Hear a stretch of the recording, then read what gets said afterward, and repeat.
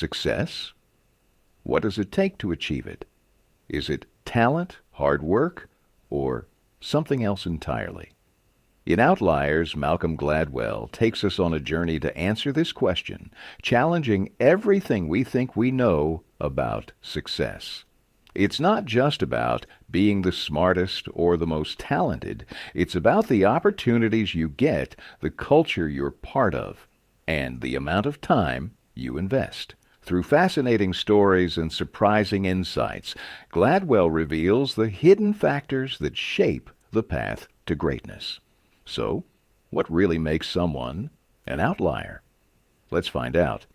The Matthew effect, named after a verse from the Bible, explains how small advantages can snowball into much bigger ones over time. It's based on the idea that the rich get richer and the poor get poorer. Gladwell uses a powerful example to illustrate this. In youth hockey leagues, players born earlier in the year are more likely to be bigger and stronger than those born later. Because of this, they're chosen for better teams and get more practice, leading to even greater skill development. Over time, these early advantages compound, giving them a better chance of success. It's not about talent alone. It's about timing, opportunities, and sometimes a little bit of luck. What's fascinating is that those early small advantages can shape the future of someone's entire career. The Matthew effect shows us that success often has less to do with individual merit and more to do with the opportunities you're given and the timing in which they arrive. The 10,000-hour rule. Have you ever heard the saying, practice makes perfect? Well, in Outliers, Gladwell takes it a step further and suggests that it's not just about practice, it's about extensive practice. He argues that it takes around 10,000 hours of focused, deliberate practice to achieve mastery in any field. Think about Bill Gates. He wasn't just another kid with a dream of becoming successful. As a teenager, he had rare access to a computer at a time when computers weren't widespread. Gates spent hours coding, night after night. By the time he was in his early 20s, he had already racked up over 10,000 hours of experience. And that wasn't by chance. It was the result of a unique opportunity and a whole lot of time spent perfecting his craft. The same principle applies to the Beatles. Before they became international stars, they played hundreds of shows in small clubs in Hamburg, Germany. Each performance was a chance to improve, to refine their skills, and by the time they reached the United States, they were already seasoned musicians. They had their 10,000 hours. This rule shows us that talent alone isn't enough. Success requires massive amounts of practice, and the more opportunities you get to practice, the closer you get to achieving greatness. The trouble with geniuses. Part 1. We've all heard the stories of prodigies, people who seem to have an innate gift for something, whether it's math, music, or sports. But in Outliers, Gladwell challenges the idea that raw talent is the key to success. Instead, he suggests that intelligence is important, but it's not the only factor that matters. Take a look at the example of two men, Christopher Langan, often referred to as the smartest man in America, and Robert Oppenheimer, the physicist who played a key role in the development of the atomic bomb. Langan, with an IQ of 195, had extraordinary intelligence, but his circumstances, his lack of social skills, and the challenges he faced in his upbringing held him back. On the other hand, Oppenheimer, while still incredibly smart, wasn't quite the genius Langan was. But Oppenheimer had the right kind of opportunities and the practical intelligence to use them effectively. He was able to navigate the social and academic systems in a way that Langan couldn't. This chapter tells us that success isn't just about being born with the right brain power. It's about how you use the intelligence you have, the opportunities you're given, and the support around you. It's a reminder that greatness isn't always about innate ability. It's about how well you can make the most of what you have. The Trouble with Geniuses. Part 2. In the second part of his exploration into intelligence, Gladwell dives deeper into the idea of practical intelligence. You might have heard of book smarts and street smarts, but in this chapter, Gladwell emphasizes how practical intelligence, knowing how to navigate life and make smart decisions, often plays a bigger role in success than raw intellectual ability. He gives the example of a man named Howard Gardner, who studied the different types of intelligence. Gardner concluded that intelligence isn't just about being good at math or memorizing facts. It's about being able to read social situations, understand people, and make decisions that lead to success. Gladwell further explores this idea with the story of a man named Joe Flom, a famous lawyer. Flom wasn't just talented, he had the right opportunities at the right time. He was part of a generation that came up in a world where laws were changing, and he was ready to take advantage of these shifts. Flom's success came not from being the smartest, but from his ability to use his social skills, his family's support, and his timing to rise to the top. This chapter highlights that success isn't about being the smartest person in the room. It's about how well you understand and navigate the world around you. Having the right kind of practical intelligence and knowing when and how to apply it can be just as important as academic knowledge. The KIPP Schooling Now. Let's talk about a different kind of success, the kind that comes from education. Gladwell examines a unique school system called KIPP, which stands for Knowledge is Power Program. KIPP schools focus on giving students from underprivileged backgrounds the tools they need to succeed, tools that many traditional schools don't provide. What makes KIPP different is their emphasis on hard work, discipline, and longer hours.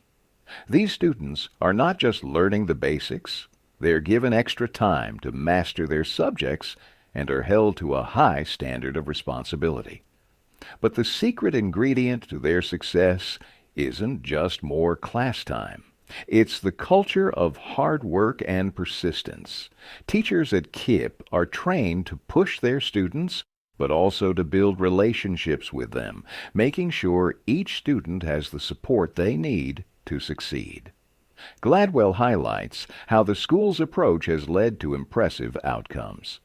Students who might have otherwise fallen through the cracks are given a real shot at success because they're taught not just the subject matter, but how to work hard and persevere.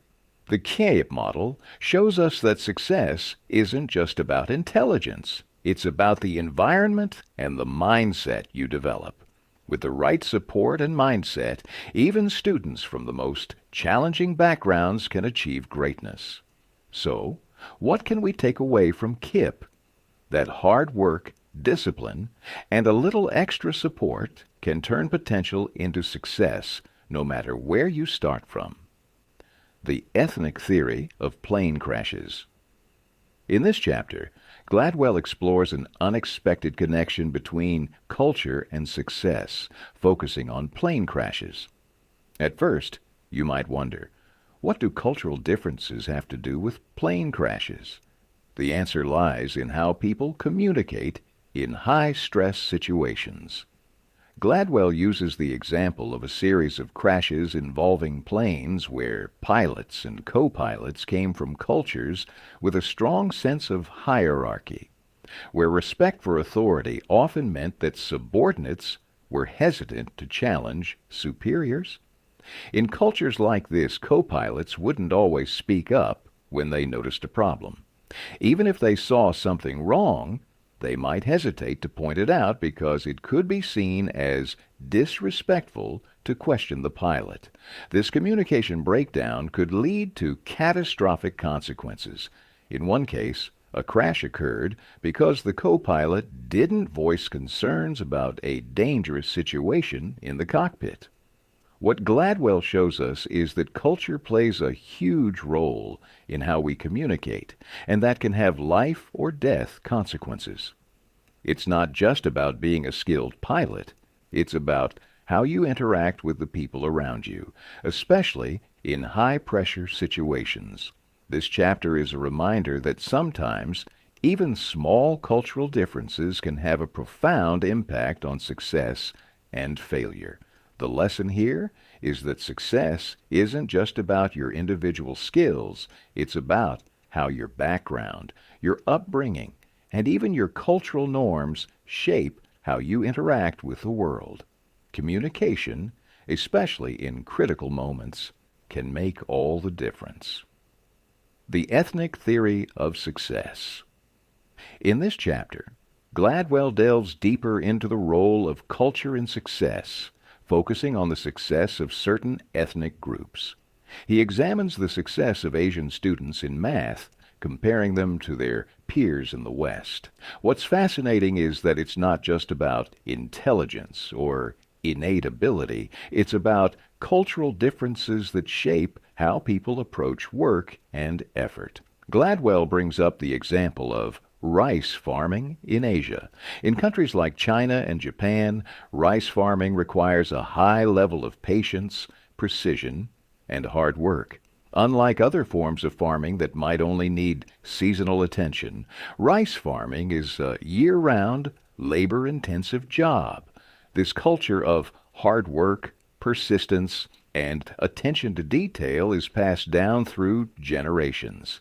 It creates a mindset where people believe that success comes from effort, not just talent. The 10,000-hour rule. Revisited. In this chapter, Gladwell revisits his earlier idea of the 10,000-hour rule, refining it and showing how it works in different contexts. He digs deeper into the idea that practice is the key to success, but he also acknowledges that it's not just about the number of hours, it's about how you spend those hours. Gladwell uses the example of a man named Bill Joy, who became one of the most famous computer programmers in the world. But his success didn't come from a single moment of brilliance. It came from a unique combination of opportunities and a staggering amount of practice. Bill Joy had access to a computer at a time when most people didn't. As a result, he was able to accumulate hours and hours of experience long before he became a household name. Like Bill Gates and the Beatles, Joy's success came not just from talent, but from years of practice and the right opportunities at the right time. But here's the twist. It's not just about putting in the hours. It's about the quality of those hours, the environment you practice in, and the opportunities you have. The 10,000-hour rule isn't a magical number. It's a guideline. The key is deliberate practice, practice that challenges you, pushes you out of your comfort zone, and helps you grow. This chapter emphasizes that talent alone isn't enough. You need time, opportunities, and the right kind of focused effort.